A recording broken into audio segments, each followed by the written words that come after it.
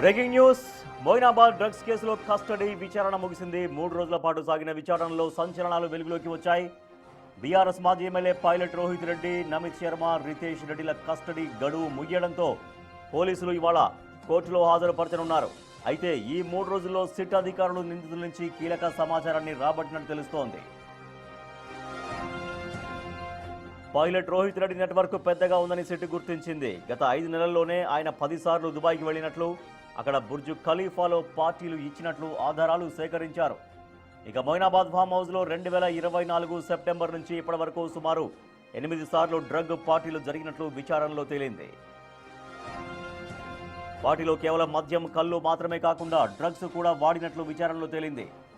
Kaushik Ravi drugs కావాలని కోరగా Rohit Reddy, doctor Balaji ద్వారా వాటిని తెప్పించినట్లు సిట్ విచారణలో వెల్లడైంది. నిందితుల నెట్వర్క్ చాలా పెద్దదిగా ఉండడంతో మరిన్ని వివరాలు రాబట్టేందుకు వారిని మరోసారి కస్టడీకి ఇవ్వాలని సిట్ అధికారులు కోర్టును కోరే అవకాశం ఉంది. మొయినాబాద్ ఫామ్ హౌస్లో డ్రగ్స్ కేసుకు సంబంధించి నిందితుల కస్టడీకి సంబంధించినటువంటి విచారణ ముగిసింది. అయితే మరికొద్ది రోజులు కూడా కస్టడీ కోరే అవకాశం ఉన్నట్టు తెలుస్తోంది. మా ప్రతినిధి సుజాత మరింత సమాచారం అందిస్తారు. సుజాత, 3 రోజుల పాటు కస్టడీ విచారణ కొనసాగింది. సో ఈ విచారణలో ఇంకా కొత్త విషయాలు, ఎటువంటి విషయాలు వాళ్ళు తెలుసుకోగలిగారు సిట్ అధికారులు? సో మరోసారి కూడా కస్టడీ కోరే అవకాశం ఉన్నట్టుగా తెలుస్తోంది. సో ఆ విధంగా మళ్ళీ కస్టడీకి ఇచ్చే అవకాశం ఉంటుందా? కోర్టు ఏం చెప్తున్నారు? Rajesh, Moinabad farm house drug కేసులో సిట్ కీలక ఆధారాలను సేకరించింది. మొదట 3 రోజుల కస్టడీలో కీలక విషయాలను రాబట్టింది. ఆ తర్వాత కోర్టులో ప్రొడ్యూస్ చేసి మళ్ళీ కస్టడీకి ఇవ్వాలని కోర్టుని అడగడంతో 3 రోజుల పాటు కస్టడీ ఇచ్చింది. నిన్నటితో కస్టడీ ముగియడంతో ఈరోజు కోర్టులో ప్రొడ్యూస్ చేస్తారు. అయితే దాదాపు ఇప్పటికే సిట్ 6 సార్లు, అంటే మొదట 3 సార్లు, ఆ తర్వాత మరో 3 సార్లు, 6 సార్లు సిట్ విచారించినటువంటి నేపథ్యంలో కీలక ఆధారాలన్నిటినీ కూడా సేకరించింది. పైలట్ రోహిత్ రెడ్డి 2023 అసెంబ్లీ ఎన్నికల్లో ఓడిపోయిన తర్వాత తను కొంత మేరకు డ్రగ్స్కి అడిక్ట్ అయినట్లు సిట్ గుర్తించింది. అయితే దుబాయ్లో పెట్టుబడులు, అదేవిధంగా అమెరికాలో కొంత పెట్టుబడులు, వ్యాపారంలో పెట్టుబడులు పెట్టిన తర్వాత అక్కడనే డ్రగ్స్కి సంబంధించి చాలా మందితో పరిచయాలు ఏర్పడి పార్టీలు నిర్వహించడం, తన ఫామ్ హౌస్లో కూడా దాదాపు 11 సార్లు ఇటు డ్రగ్ పార్టీలు నిర్వహించినట్లు పైలట్ రోహిత్ రెడ్డి సిట్ గుర్తించింది. అయితే 13వ తారీఖున ఎప్పుడైతే మొయినాబాద్ ఫామ్ హౌస్ వేదికగా 14వ తారీఖున డ్రగ్ పార్టీ జరిగిందో, 13వ తారీఖున నమిత్ శర్మ ఢిల్లీ నుంచి శంషాబాద్ ఎయిర్పోర్ట్కి వచ్చినప్పుడు స్వయానా పైలట్ రోహిత్ రెడ్డి వెళ్ళి నమిత్ శర్మని రిసీవ్ చేసుకొని ఒక హోటల్కి తీసుకువెళ్ళాడు. ఆ హోటల్లోకి వెళ్ళిన తర్వాత పైలట్ రోహిత్ రెడ్డి టీంతో పాటు నమిత్ శర్మ పబ్కి వెళ్ళారు, బేబీలాల్ పబ్కి. ఆ పబ్లో పూర్తిగా మద్యం సేవించారు. ఆ తర్వాత ఇటు ఫామ్ హౌస్కి అందరూ కలిసి ఫామ్ హౌస్కి వచ్చి పూర్తిగా కళ్ళు, మద్యం సేవించి స్మోక్ చేసిన తర్వాత కౌశిక్ రవి నాకు డ్రగ్స్ కావాలి అని చెప్పేసి పైలట్ రోహిత్ రెడ్డిని కోరిన వెంటనే ఈ ఒక్క నిమిషం కూడా ఆలోచించకుండా డాక్టర్ బాలాజీ దగ్గరికి పైలట్ రోహిత్ రెడ్డి పిఏ శ్రవణ్ని పంపించి అక్కడ నుంచి డ్రగ్స్ని తెప్పించి ఆ పార్టీలో వాడినట్లు సిట్ గుర్తించింది.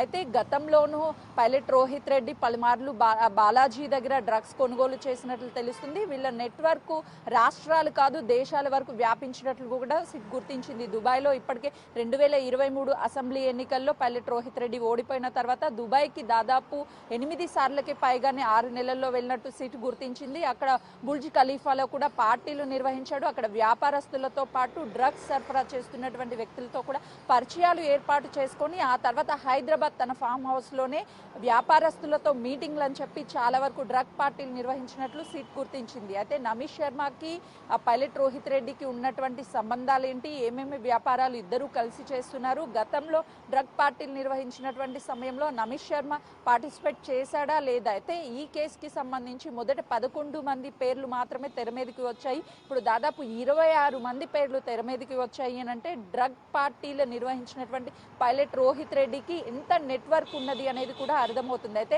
2023 అసెంబ్లీ ఎన్నికల్లో ఓడిపోయిన తర్వాత పైలట్ రోహిత్ రెడ్డి దుబాయ్తో పాటు అమెరికా, ఇతర దేశాలకు వెళ్ళి అక్కడ వ్యాపార సామ్రాజ్యాలను విస్తరించాలి అని చాలా మంది వ్యాపారస్తుల్ని కలిసినట్లు తెలుస్తుంది. తెలుస్తుంది. వాళ్ళని కూడా ఈ పార్టీలకి ఇన్వైట్ చేసి డ్రగ్స్ని ఇచ్చినట్లు అటు సిట్ గుర్తించింది. కాబట్టి ఈ రోజు కోర్టులో ప్రొడ్యూస్ చేసిన తర్వాత మరొకసారి కస్టడీ కోరే అవకాశం ఉంటుంది. అయితే ఇప్పటి వరకు కేవలం నమిత్ శర్మకి పైలట్ రోహిత్ రెడ్డికి ఉన్నటువంటి సంబంధాలపై ఆరా తీసింది. పైలట్ రోహిత్ రెడ్డి విదేశాలకు ఏ పర్పస్కి వెళ్ళాడు, ఎప్పుడెప్పుడు వెళ్ళాడు, ఎవరెవరిని కలిశాడు, ఎక్కడ ఎలాంటి పార్టీలు నిర్వహించారు అనేది సిట్ గుర్తించింది. కాబట్టి దుబాయ్లో ఇప్పటికే 6 రోజుల పాటు విచారించారు సిట్ అధికారులు.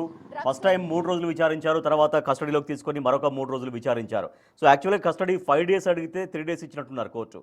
సో మళ్ళీ అంటే మరొకసారి కోర్టుకి కస్టడీ పిటిషన్ వేయడం, కోర్టు మళ్ళీ దానికి అనుమతి ఇవ్వడం, ఈ ప్రొసీజర్ నెక్స్ట్ ఎంతవరకు కొనసాగే అవకాశం ఉందని, అంటే ఏ రకంగా కొనసాగే అవకాశం ఉందని చెప్తున్నారు? ఖచ్చితంగా రాజేష్, ఎందుకంటే సిట్ మొదట 10 రోజులు అడిగింది, ఆ తర్వాత 1 వీక్ అడిగినటువంటి టైంలో 3 రోజుల పాటు సిట్ కస్టడీకి తీసుకుంది. కాబట్టి సో ఇప్పుడు ఖచ్చితంగా మరొకసారి కస్టడీ పిటిషన్ కోర్టులో దాఖలు చేస్తుంది. ఉపరపల్లి కోర్టులో దాఖలు చేసిన తర్వాత కోర్టు వీళ్ళు ఇచ్చేటువంటి ఇప్పటి వరకు విచారించినటువంటి స్టేట్మెంట్ ఏమేమి రికార్డ్ చేశారు, ఆధారాలను ఏమేమి సేకరించారు అని ఎవిడెన్స్ ఇచ్చిన దాని ప్రకారమే సిట్కి మరొకసారి అటు ఈ ముగ్గురిని పైలట్ రోహిత్ రెడ్డిని, నమిత్ శర్మని, రితీష్ రెడ్డిని కోర్టు కస్టడీకి ఇచ్చే అవకాశం ఉంటుంది. ఒకవేళ కోర్టు కస్టడీకి ఇస్తే ఈ కేసుకి సంబంధించి పైలట్ రోహిత్ రెడ్డి గతంలో అంటే 2023 నుంచి ఇప్పటి వరకు ఏ బిజినెస్ల కోసం ఏ దేశాలకు వెళ్ళాడు, ఎవరెవరిని కలిశాడు, కేవలము వ్యాపారాల కోసమే వాళ్ళని కలిసారా, లేకపోతే వాళ్ళని ఈ బిజినెస్ ట్రాప్ లో పెట్టడానికి ఇలాంటి డ్రగ్స్ పార్టీలను కూడా నిర్వహించాడా అనేది తెలియాలి. అంటే ఖచ్చితంగా కస్టడీకి తీసుకొని విచారిస్తేనే ఈ కేసుకి సంబంధించి అన్ని విషయాలు కూడా వెలుగులోకి వచ్చే అవకాశం ఉంటుంది అని సిట్ భావిస్తుంది. కాబట్టి ఈరోజు కస్టడీ పిటిషన్ కూడా వేసే అవకాశం ఉంటుంది. Rajesh, right, thank you Sujatha. Drugs farm house కేసులో, మొయినాబాద్లోని ఫామ్ హౌస్ కేసులో డ్రగ్ ఎవరైతే తీసుకున్నారో ఆ నిందితుల విచారణ ముగిసింది. సో ఇవాళ ఆ నిందితుల్ని కోర్టులో ప్రవేశపెట్టబోతున్నారు. సో మరొకసారి కూడా సిట్ వాళ్ళని కస్టడీకి అడిగేటువంటి అవకాశం ఉందని తెలుస్తోంది. సో నిన్నటిదాకా జరిగినటువంటి ఆ 3 రోజుల పాటు విచారణలో అనేక కొత్త విషయాలు తెలిసాయి, సంచలన విషయాలు తెలిసాయి. సో మరోసారి కనుక వాళ్ళని కస్టడీలోకి తీసుకొని విచారిస్తే ఇంకా మరికొన్ని విషయాలు తెలిసే అవకాశం ఉందని సిట్ అధికారులు భావిస్తున్నారు.